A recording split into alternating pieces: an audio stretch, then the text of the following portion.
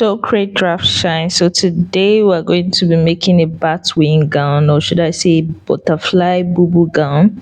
And the fabric that I'll be working with is the organza brocade. Yes, I think that's how it's called.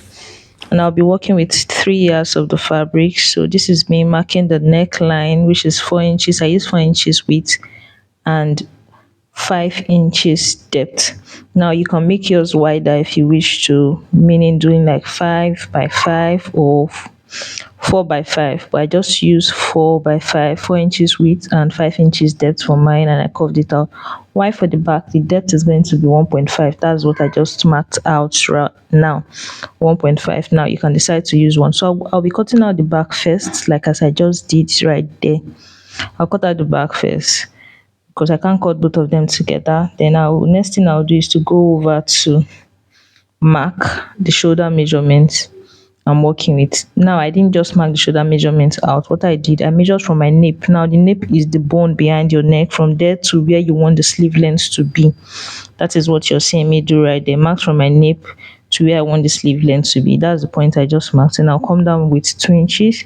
Now you can do 2.5 and connect it to the neck width like so, just like as I did. Then I'll take my scissors and I'll cut it out like that.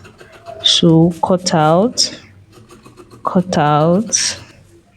That's just what I'm doing. So the next thing now is for you to separate the back from the front, like shift the back aside, and now cut out your front neckline like as I just did. So next thing that we're going to do now is to go over to our sewing machine, and I'm going to be using a bias strip to turn the neckline. That is placing the bias strip on the right side, sewing just like as you're seeing me do. After sewing, I'll fold over the bias strip to the back. That's just to turn the neckline. So we're going to be doing this for both the back and the front.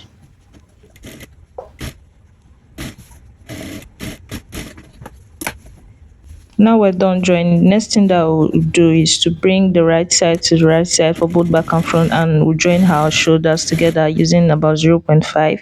And next thing we'll do, just go over to your ironing table and press. Just give it a good press it. Now don't press too much, because I noticed one thing about this fabric. I think it strings, so probably maybe put something on top just to press.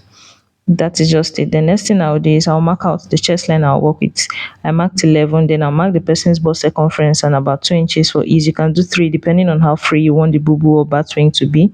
Mark the hip line also. Mark the person's hip with that same 2 or 3 depending on how free you want the batwing bubu gown or butterfly bubu gown to be.